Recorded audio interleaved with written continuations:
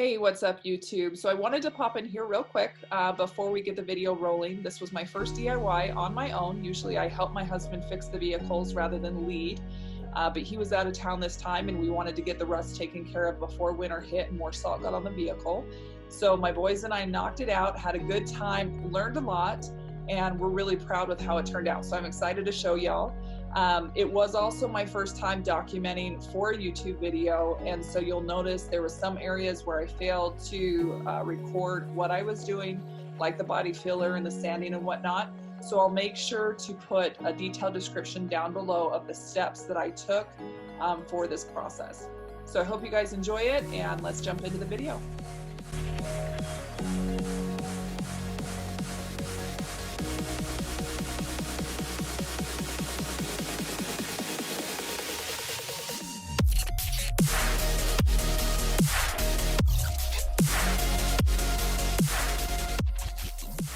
Hey, what's up YouTube? Mrs. Magnificent here. Today we are working on our 07 Suburban, and we've got some rust spots in the corners of the fenders and a couple other areas, just minor rust spots, but as you guys know, down here as well, those can turn into some pretty big spots if left untreated and untaken care of. And rather than spending a few hundred to a few $1,000s, we've got a little bit more right here, a little bit right here. At a body shop, we are going to knock it out ourselves and share the experience with you guys. Big Mac, he's already started standing right there. Big Mac is out of town right now, so it's the boys and I, what's up, are gonna knock this out.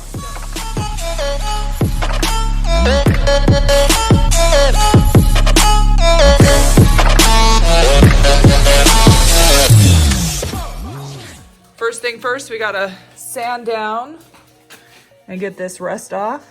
You guys see, here we go. Get this rust off, so we're gonna get these sanded down. And then we're gonna put some body filler in there. We're gonna knock it in a little bit, so when we do put the body filler in, it doesn't bulge out. So we're gonna primer it and paint away. So here we are actually using a grinder to sand, but you can use sandpaper, you can use a block sander, whatever your preference and how deep it is. In this area right here, our rust actually goes up under here, so we may need to take our side step off, which is, if y'all have ever done that, it's super simple. It's not that hard at all. Just one more step. But over here, where he sanded already, good news is that it's only surface rust. So we've already got this area sanded right here. There's just a little dip here, very, very minute. So he's just gonna come through and he's gonna sand that down with sandpaper. You've got what, 220 grit right there? Hold on. I can open it. Yep, 220. Yep, 220. He's gonna take some 220 to that and sand out that line just right here. So that way when we go in and primer and paint, we've got, through. What's up? It doesn't show through. It's like you can, when you primer it, it's gonna show through, then you have to redo everything. Very good. Good job, babe.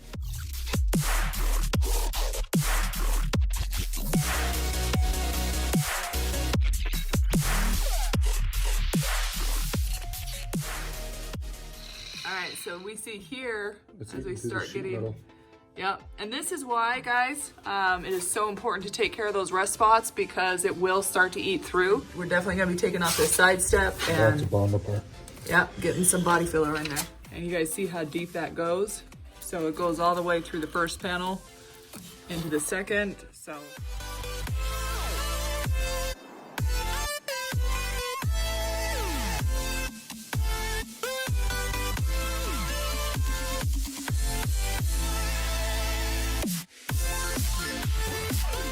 You get inside and look at all of that just flaking out there. So a lot of that's dirt, but we've also got rust inside of there. So at some point we may need to weld another panel in here. Depends on how deep it goes and how much body filler I need to use. So right now, oh, thanks for the light, Jeremiah. Right now, we're just looking to see, oh, look at all that dirt.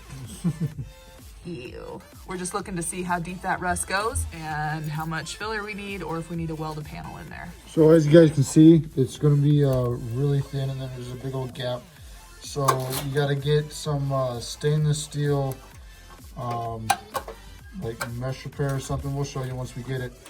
But basically, it's just going to come back here, stick here, and then when you put the Bondo over, it should seal it up nice and good, nice and either as strong or stronger than it was before. Yeah, so we got the outside cleared, but if you look, that whole panel is rust because it keeps going like all the way up. All the way up.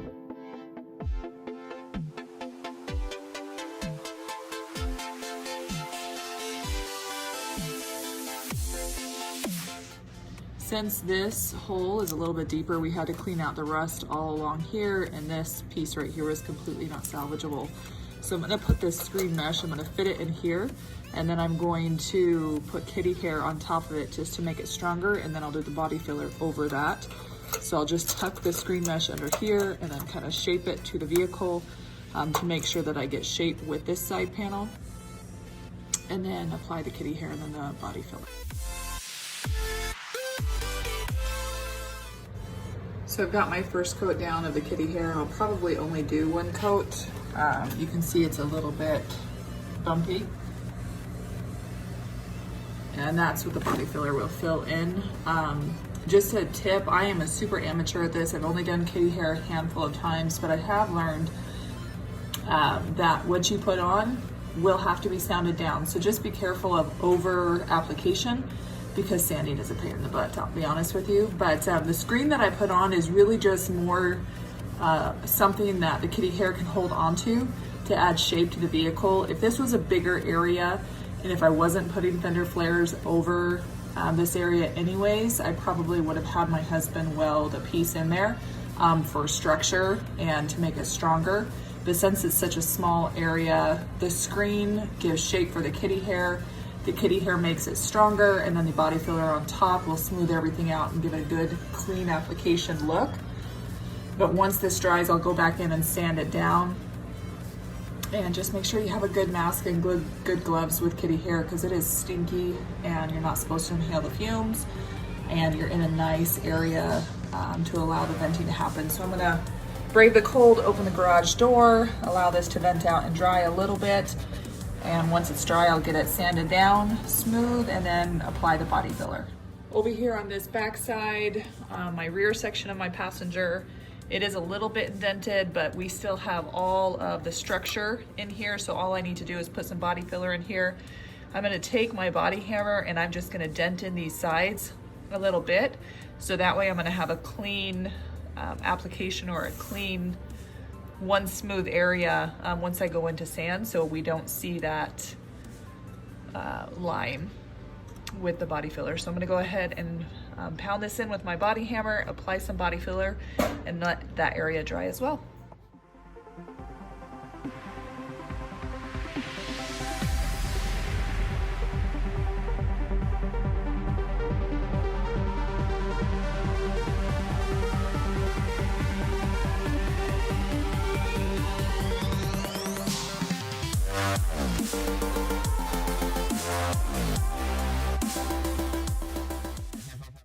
So I was thinking that I wouldn't need to Bondo this side because it looked like it was just a straight shot.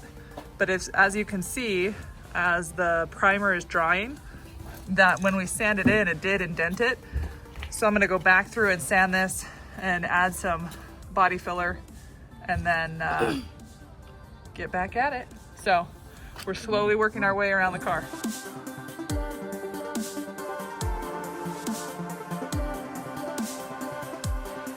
I got the first coat of primer on, and as you can see by doing the folding method of the paper, it just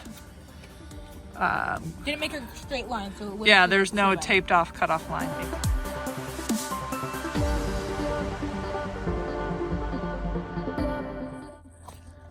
All right, so we've got some Bondo in place, some body filler, just sanding it down now. Making sure I got to put a little bit more on there, and then I'll even it out. And in other areas, I did start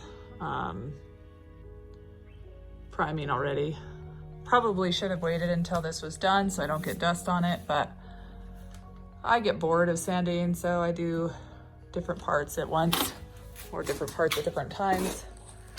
This area just got some glazing putty on top of my body filler. I'm gonna sand that off and then that'll be ready to prime. And glazing putty just fills in all those little extra holes, the little tiny ones that you don't think about.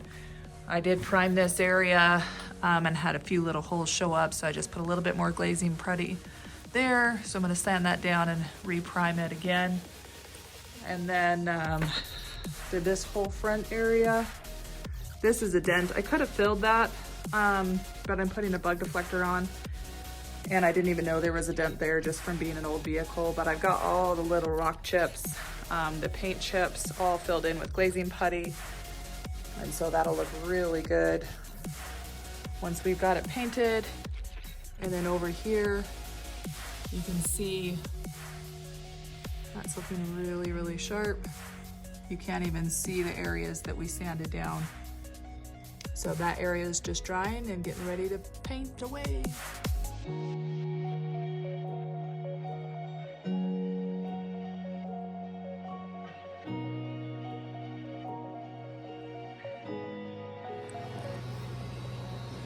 So I've got that primed, and then I just did my third coat on this side, and it is looking good.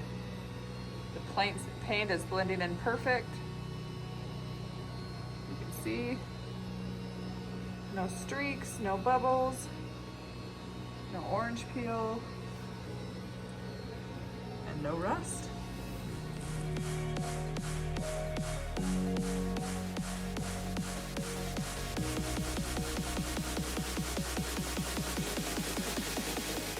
All right guys, so you're gonna have to excuse the mess. Like I said, this project took a lot longer than we expected, so we actually started another project that we are recording. As you can see, we've gutted the car.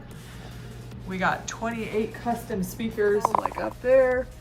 Once we get this done and up and going, we'll have a video for you on that as well. But as you can see, this area right here, this is the one where I was showing you where we had to put the kitty hair in. I'm really happy with how it turned out, especially since I'm the one that did it versus paying somebody else to do it. And it is solid. Here's another area that I did right here. All of this was rusted up, and you can't even tell. The color bleeds seamlessly in. I'm super happy with how it turned out. Down here, and I apologize guys, I know it's kind of hard to see with the reflections how it blends in, so I'll get you an update as soon as we get the interior done, so we get it out of the garage and I'm able to get a better shot. But again, this is an area that we sanded down. Looks really good, and I'll show you the back fender areas as well. Another area to show you. That's the final. Seamless. Looks amazing. I'm so excited how well it turned out. All right, guys, that's a wrap. Look to the update as soon as I get that car out of the garage and we get the stereo done, so I can get you a clean, beautiful final picture of the entire vehicle. If you found this useful, if you liked the video, go ahead and like, comment, and subscribe below.